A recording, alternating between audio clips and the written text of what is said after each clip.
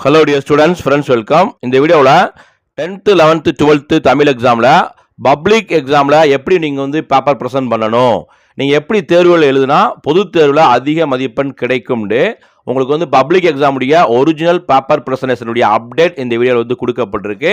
இந்த public எக்ஸாமுடைய original presentation பேப்பருடைய PDF லிங்கையும் இதோடைய question பேப்பரையும் நான் வந்து டிஸ்கிரிப்ஷன் பாக்ஸில் லிங்க் கொடுத்தேன், டவுன்லோட் பண்ணி செக் பண்ணிக்கோங்க. எப்படி வந்து வேலிடேஷன் பண்ணியிருக்காங்க. இந்த பேப்பர் வந்து 94.5 மார்க்ஸ் வந்து வாங்கியிருக்கு 10th. ஓகேங்களா? இப்போ 10th 11th 12th இந்த 3 வகுப்புகளுக்குமே தமிழ் எக்ஸாமில் வந்து நீங்கள் வந்து பேப்பர் ப்ரெசன்ட் என்பது ஒரே மாதிரியாக தான். 10th எப்படி எழுதுறீங்களோ அதே ப்ரெசன்ட் தான் 11th-க்கும், 11th எப்படி எழுதுறீங்களோ அதே தான் 12th-க்கும். அப்போ தான் வந்து உங்களுக்கு தமிழில் அதிகமான மதிப்பெண் எடுக்க முடியும். இப்போ வந்து நம்ம செண்டம் போடுவாங்களா சார் லாங்குவேஜ் தமிழ் அண்ட் இங்கிலீஷில் வந்து பார்த்தீங்கன்னா ஒரு 500லேருந்து 600 மாணவர்கள் வந்து எவரி இயர் வந்து செண்டம் வாங்கிட்டு தான் வர்றாங்க. சில சமயம் 100 மாணவர்களும் வாங்குறாங்க, சில சமயம் 200 மாணவர்களும் வாங்குறாங்க. ஸோ முழுமையான மதிப்பெண் கட்டாயம் போடுவாங்க. உங்களுடைய பேப்பர் ப்ரெசன்ட் வந்து பெர்ஃபெக்டாக பக்காவாக எந்த பிழையும் இல்லாமல் இருக்கணும். ஃபர்ஸ்ட் ஆஃப் ஆல் நீங்கள் பொதுத் தேர்வு எழுதும்போது நீங்கள் 10th 11th 12th தமிழ் ஓகேங்களா, வினா எண் கண்டிப்பாக போடணும். அதில் வந்து எந்த விதமான மாற்றமும் இல்லாமல் தவறு இல்லாமல் வினா எண்ணை வந்து கரெக்டாக போடுங்க. ரெண்டாவது அதில் வந்து சப்டிவிஷன் இருக்கும். இப்போ 1 மார்க்ஸை பொறுத்தளவுக்கு அதுக்குரிய ஆப்ஷன்ஸ் ஆவா, ஆவண்ணாவா, ஈனா, ஏபிசிடியோடைய ஆப்ஷன்ஸை வந்து கரெக்டாக போட்டு 1 மார்க்ஸ் ஆப்ஷன் போட்டு எழுதுங்க. ரெண்டாவது வந்து பார்த்தீங்கன்னா ஒவ்வொரு கேள்விகளுக்குமே வந்து பார்த்தீங்கன்னா பிரான்ச் கொடுத்துருப்பாங்க. இப்போ ஒரு சிறு வினாக்கள், குறுவினாக்கள், நெடுவினாக்கள்னா அதில் வந்து கொஸ்டின் வந்து ஆ பார்ட்டா அல்லது ஆவரணா பார்ட்டான்னு அந்த பார்ட்டை வந்து கரெக்டாக எழுதுங்க.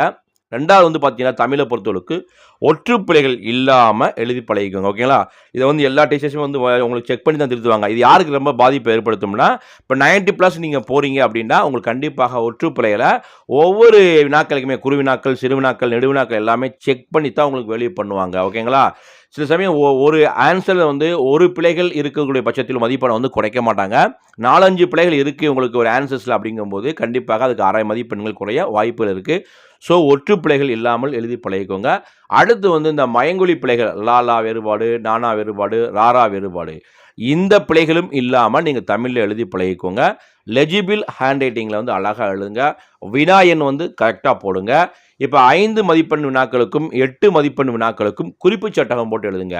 இப்போ துணைப்பாடம் கதை எழுதுவீங்க, நெடுவினாக்கள் எழுதுவீங்க. ஓகேங்களா? அப்போ நெடுவினாக்கள் எழுதும் போதும் துணைப்பாட கட்டுரை எழுதும் போதும் கதை எழுதும் போதும் நீங்கள் என்ன செய்யணும்னா குறிப்பு சட்டகம் போட்டு தான் எழுதணும். ஓகேங்களா? ஒரு 5 ஹெட்டிங் நீங்கள் என்னென்ன ஹெட்டிங்லாம் எழுதுறீங்களோ அதை ஒரு 6-7 ஹெட்டிங்கை தூக்கி குறிப்பு சட்டகம் போட்டு நீங்கள் ஃப்ரண்டில் வந்து டிஸ்பிளே பண்ணிங்கன்னா அதோடு வந்து நீங்கள் எழுதக்கூடிய அந்த 5 மார்க் கொஸ்டின்ஸ்க்கு எல்லாமே நெடுவினாக்களுக்கு ஹெட்டிங் அழகாக போட்டு அதை பென்சிலில் அண்டர்லைன் பண்ணி ஒரு 3 பக்கத்துக்கு வரும்போது உங்களுக்கு 8 மார்க் வந்து அப்படியே கொடுத்துருவாங்க.